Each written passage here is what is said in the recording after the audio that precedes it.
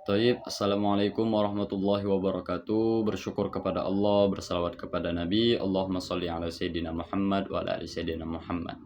Saya Abdul Afwad dari kelas Perbankan Syariah 4A akan menyampaikan materi tentang ekonomi moneter Islam ke depan. Ini membahas gimana ekonomi Islam di masa depan, terutama soal keuangan dan kebijakan moneter. Kalau ekonomi konvensional, mereka itu sangat mengandalkan yang namanya bunga dan utang. Mereka mengandalkan itu. Jadi kalau di ekonomi Islam itu kan lebih ke arah keadilan tanpa riba dan menghindari penumpukan kekayaan di tangan segelintir orang. Kalau di ekonomi konvensional itu berkembangnya suatu perekonomian mereka itu intinya produksi dan konsumsi itu stabil. Sedangkan di Islam itu Rasulullah Shallallahu Alaihi Wasallam lebih fokus pada pemerataan. Jadi kalau di konvensional itu cuma fokus ke produksi, konsumsi, produksi, konsumsi. Kalau di Islam itu produksi, konsumsi juga, tapi lebih fokus ke pemerataan. Baru kita masuk kepada konsep uang dalam Islam. Dalam Islam, uang itu bukan komoditas, ya, bukan untuk diperdagangkan. Yang namanya uang, dengan uang itu riba, kecuali uang dengan barang itu nggak riba ya. Contoh diperdagangkan itu ya nyari uang dari uang, nyari untung dari uang, itu nggak boleh itu. Jadi di Islam itu uang hanya alat tukar, jadi nggak boleh cari untung dari uang kayak lewat riba. Kita memberi kawan kita utang biar kita dapat untung, udah ngutangi dia, kita tambahkan, misalnya dia minjem 100.000 disuruh balikkan 200.000. Nah, itu tidak dibenarkan di dalam Islam ya. Lalu kita masuk kepada permintaan dan penawaran uang.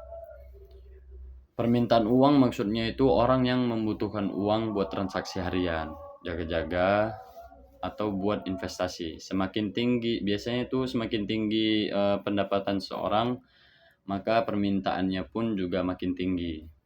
Contohnya itu kalau kita kerja dan gajinya itu 3 juta, kita bisa simpan sebagian buat jajan, sebagian lagi buat beli entah apa kayak HP baru, mungkin kereta baru.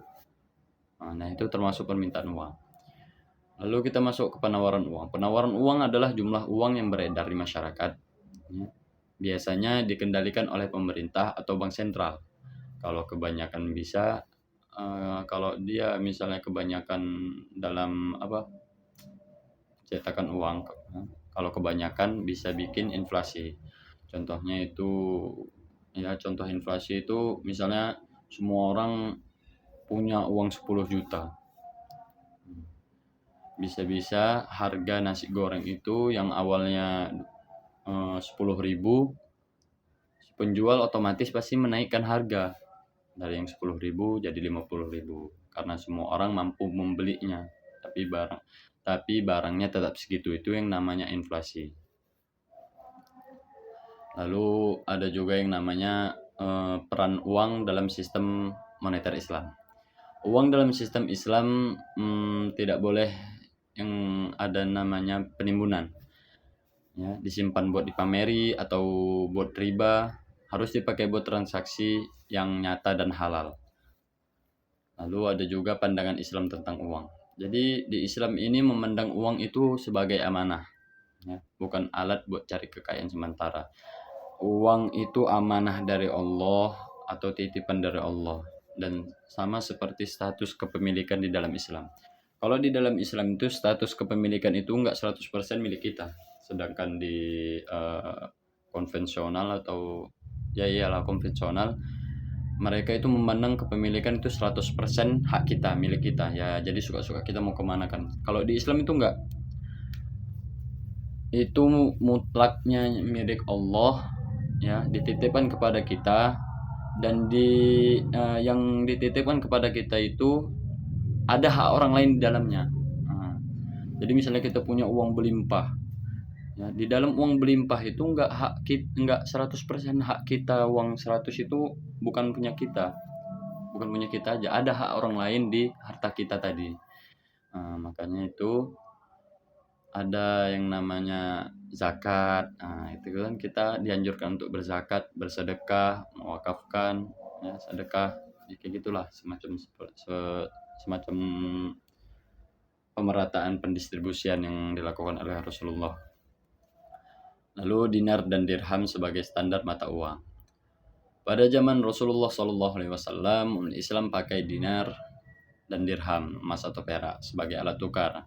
Nilai stabil karena berbasis barang nyata, bukan cuman angka yang ada di kertas. Kertas ini kan juga termasuk benda yang gampang hancur, jadi tidak terlalu bertahan untuk jangka waktu yang panjang. Sedangkan emas dan perak ini kan memang benda pokoknya itu memang 100% benda padat yang kuat gitu, yang bisa bertahan untuk berabad-abad. Lalu kita masuk kepada jumlah uang yang beredar. Di dalam sistem ekonomi Islam, jumlah uang yang beredar itu harus dijaga supaya sesuai dengan jumlah barang dan jasa yang ada di masyarakat. Kalau jumlah uang terlalu banyak tapi barang sedikit, maka harga-harga naik, terjadilah inflasi. Begitu juga sebaliknya, kalau uang terlalu sedikit, orang jadi susah untuk berbelanja.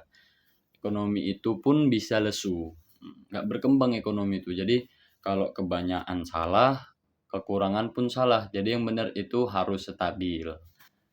Kenapa ini penting dalam Islam? Karena Islam itu sangat perhatian sama keadilan ekonomi.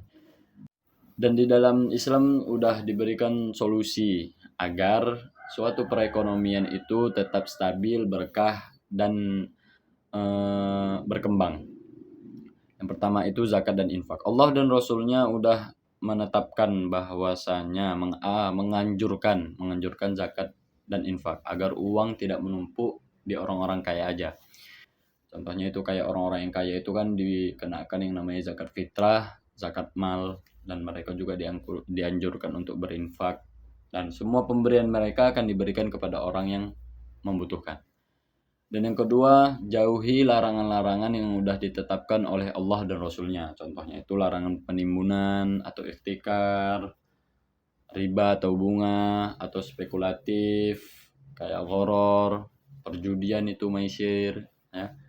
Itu semua jauhkan agar uang terus berputar dengan halal.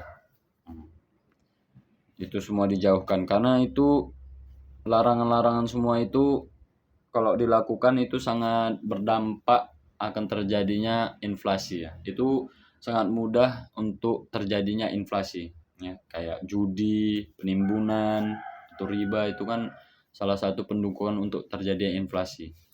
Dan yang ketiga, uang harus digunakan untuk kegiatan produktif. Misalnya kita berinvestasi yang halal, membantu para UMKM ya. Kalau misalnya ada yang berhutang kepada bank untuk membangun usaha, jangan dikenakan mereka bunga gitu, jangan ditambah bunga kepada mereka karena itu sangat beban sama mereka ya.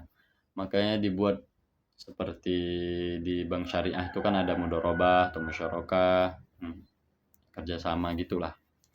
Dan yang keempat itu pemerintah harus mengawasi uang yang beredar yang ada di masyarakat supaya tetap stabil.